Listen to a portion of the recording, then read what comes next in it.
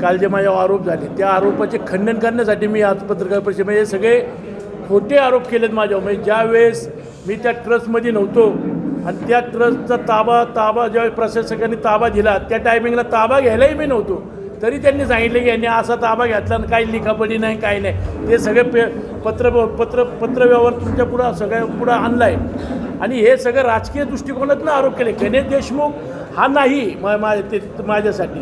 गणेश देशमुख एक पुजारी, पण त्याला कोणी त्याच्या मागं बोलायला लावलं? तो माझा एक प्रतिस्पर्धी आहे.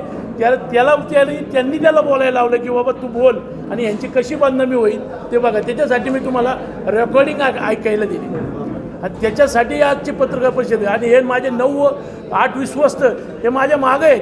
आज गृहपुजारीमध्ये 3 विश्वस्त, एक ब्राह्मण आहे, 2 गाववाले आणि प्रसिद्ध सरपंच ताई इथं देवकरताई. म्हणजे 8 विश्वस्त माझ्या मागं आहे. तिथं CCTV बसवल्यात, एक नाही 30 CCTV तिथं बसवलेले आणि त्या CCTVच्या ह्याच्यात मी एक म्हणजे हंगामी कर्मचारी तिथं ठेवलेले आहेत.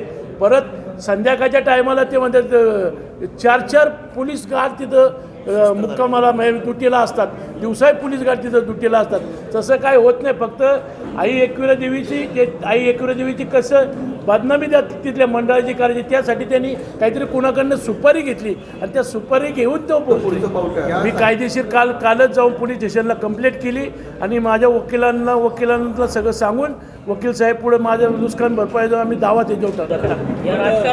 विरोधकांना एकच तुमच्या माध्यमातून सांगणे की राजकारणाच्या जागी राजकारण ठेवा आणि देवस्थानच्या जागी देवस्थान ठेवा. आज महाराष्ट्राची कुलस्वामिनी आई एकविरा देवी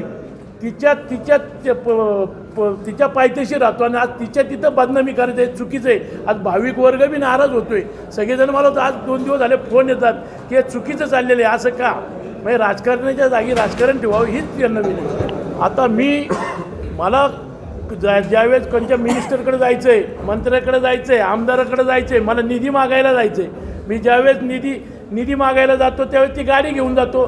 मग त्या आमदार साहेबांना म्हणतो, आमदार साहेब इथं मला हे काम करायचं, 5 कोटी द्या.